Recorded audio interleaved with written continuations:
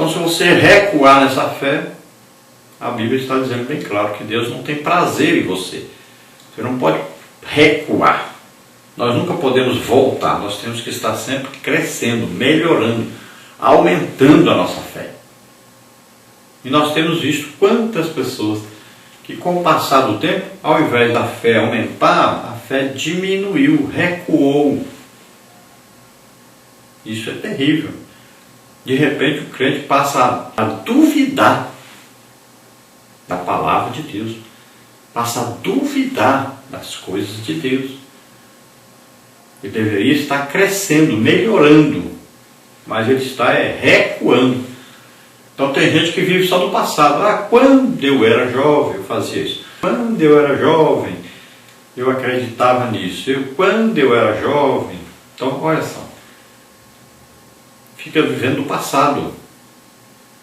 Então quer dizer que agora ele não faz mais, não acredita mais. Olha só. Então nós temos que estar sempre crescendo. Quanto mais a idade vai chegando, quer dizer que nós temos o quê? Maior experiência com Deus. Maior vivência com Deus. Isso está acontecendo o contrário.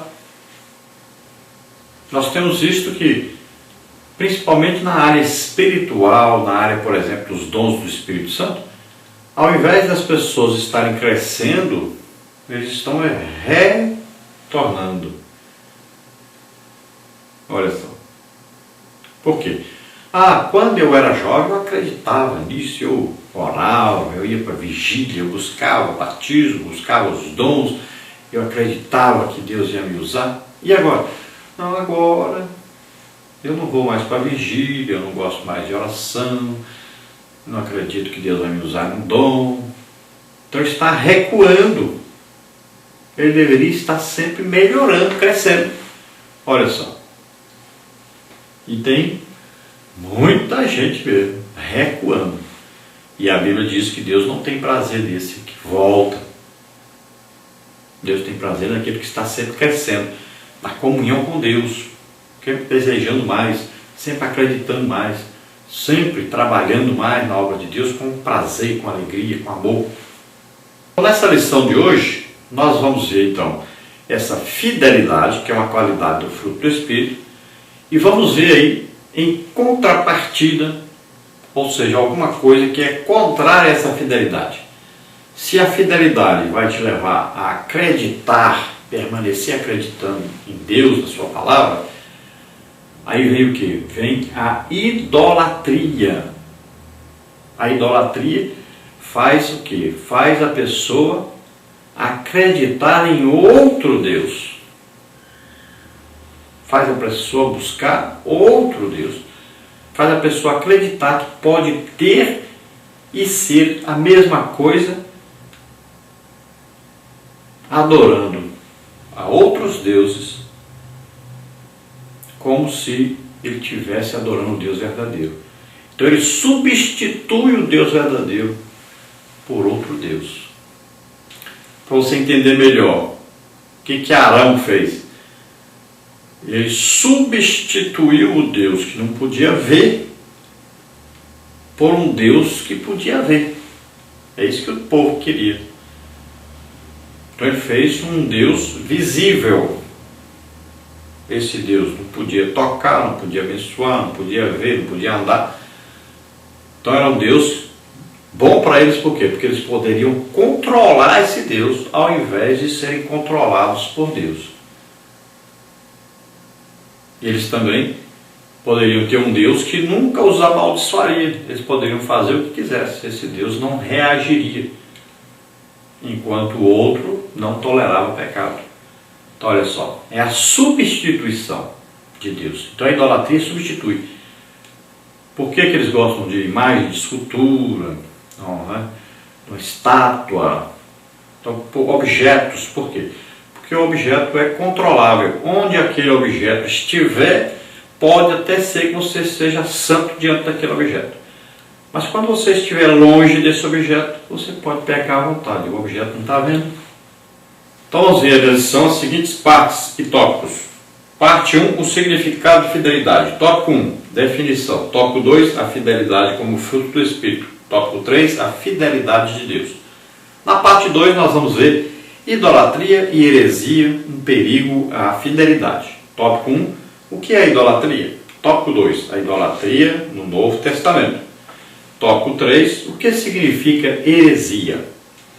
Na parte 3 nós temos aí, sejamos fiéis até o fim. Tópico 1, olhando para o passado. Tópico 2, a fé que nos ajuda a permanecermos fiéis. Tópico 3, seja fiel. A introdução aí diz o seguinte: nesta lição estudaremos outro aspecto do fruto do Espírito, a fidelidade. Veremos também a idolatria e as heresias como obras da carne e como oposições, ou seja, contrárias à fidelidade. Como novas criaturas, precisamos crer e confiar em Deus de todo o coração, pois a nossa fé vai nos ajudar a permanecer fiéis até o dia em que nos encontraremos com o Senhor. Aquele que realmente crê no Pai e no Filho não se deixa levar por qualquer sorte de doutrina, pois está sempre vigilante e atento à voz do Senhor. Então olha só, na lição nós vamos ver 3 coisas aí. Primeira coisa, vamos falar então da qualidade do fruto do Espírito, que é fé ou fidelidade. Vamos falar depois sobre a idolatria, que é a substituição de Deus por uma imagem, ou por qualquer outra coisa. E vamos falar da heresia, que é o que? A introdução de um ensino contrário à palavra de Deus. Então seria uma troca do que está na palavra de Deus por outra coisa, de acordo com o que nós desejamos. Então nós vamos estudar nessa lição sobre isso: fidelidade, idolatria, e vamos falar então da heresia, principalmente nesses últimos tempos, quando vai se aproximando a vinda de Jesus. Cada dia mais vão surgir aí as falsas doutrinas, os falsos ensinos, os falsos mestres, e nós temos que estar então sempre lendo a Bíblia, sempre orando, jejuando, crescendo aí nossa fé, para que nós possamos combater esses falsos ensinos, não aceitar esses falsos ensinos, não sermos corrompidos por esses falsos ensinos. Muitas vezes o certo vai parecer errado, muitas vezes o errado vai parecer certo. Nós temos que tomar cuidado com isso. E olharmos sempre a palavra de Deus, sempre praticarmos essa palavra, sempre acreditarmos nessa palavra como sendo a palavra de Deus, sermos guiados sempre por essa palavra. Vamos então à parte 1, o significado de fidelidade. Tópico 1, definição. Tópico 2, a fidelidade como fruto do Espírito. Tópico 3, a fidelidade de Deus. Tópico 1, então, definição. Fidelidade, segundo o dicionário Always, é a característica do que é fiel, do que demonstra zelo, respeito por alguém ou algo, lealdade. Logo, podemos afirmar que a fidelidade é a característica de quem é leal. Nós temos aí no dicionário Strong, em português, aí, a palavra fidelidade, que se lê aí pistes. Então é a convicção da verdade de algo, é fé.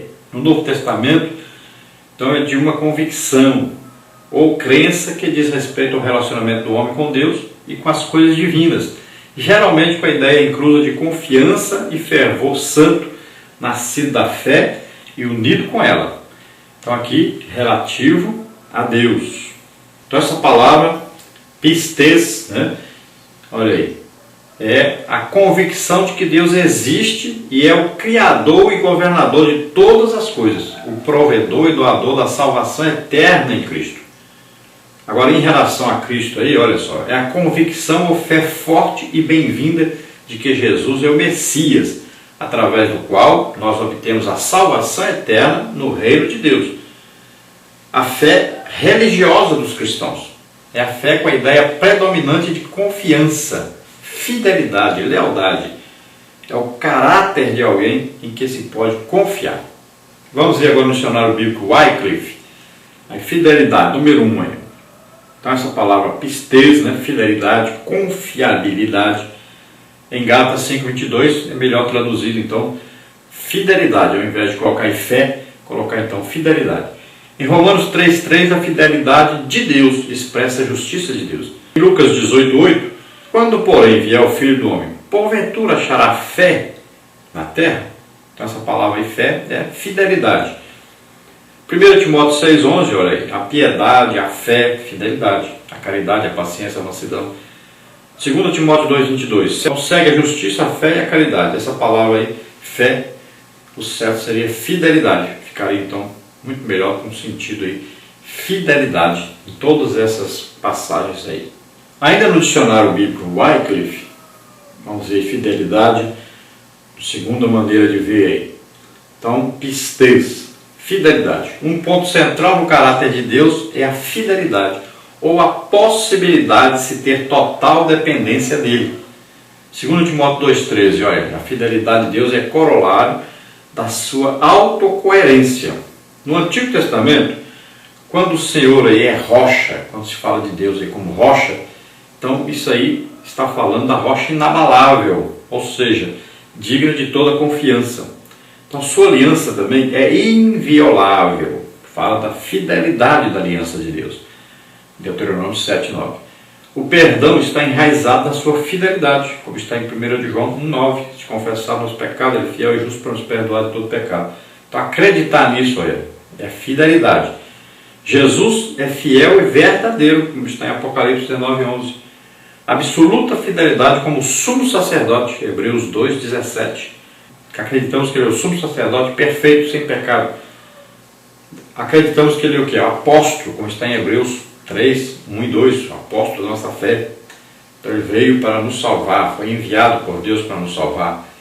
Testemunha, Apocalipse 1, 5, 3, 14, aquele que dá testemunho de Deus. Então lembrando que se nós, mesmo que a gente seja infiel, ele permanece fiel, porque não pode se negar a si mesmo. Então essa fidelidade, né? Essa fé, confiança em Deus. Então essa fé inabalável em Deus, na sua palavra, tem que ser uma constante em nossa vida cristã. Nós temos que ser o quê? Leais a esse Deus. Por quê? Porque Ele é fiel, Ele é perfeito. Ele é fiel à sua palavra. Tópico 2, a fidelidade como fruto do Espírito. Já vimos que a fidelidade é a característica de quem é leal, mas como fruto do Espírito, tal virtude é desenvolvida em nós pela ação do Espírito Santo. Gálatas 5:22. À medida que confiamos em Deus e passamos a ter uma maior comunhão com Ele, mediante a leitura da palavra, oração e jejum, desenvolvemos então o fruto do Espírito. Então veja só que essa é uma ação sobrenatural, vem do Espírito Santo para nós. Tomemos sempre cuidado com isso. Tem muita gente querendo descobrir aí que ele mesmo tem isso no seu caráter, né, na sua vida. Então tem muita gente enganada com isso aí. Então nós temos conhecido várias pessoas com essas características e tal, das qualidades do fruto do Espírito Santo. Tudo bem. Mas aqui nós estamos falando de uma ação sobrenatural, de uma manifestação sobrenatural do Espírito Santo em nossa vida. Então, na hora que nós formos precisar, nós estamos em comunhão com o Espírito Santo, controlados, dirigidos pelo Espírito Santo, e ele vai entrar em ação. Ele vai nos capacitar nessa hora, vai nos dar isso que vai ser necessário nessa hora. Então tome cuidado, não está em nós, né? Não é nosso mérito, vem do Espírito. Então, à medida que nós nos deixamos controlar pelo Espírito, ele vai manifestar isso na hora que for necessário. Não quer dizer que nós vamos viver todo o tempo nessa perfeição, não. A gente erra, a gente peca, a gente duvida, a gente briga, discute, faz muita coisa errada. Nós não somos perfeitos. Agora, sempre que for preciso, necessário, nós temos que estar então em comunhão com o Espírito Santo para que ele haja, para que ele se manifeste, para que isso apareça, essas qualidades do fruto do Espírito apareçam em nossa vida. Então sempre que for necessário, na hora que for buscar, tem que achar. Olha aí, Nós vamos buscar, na hora que vamos passar por uma situação, nós vamos buscar onde é que está. Aí vem para solucionar, para nos ajudar.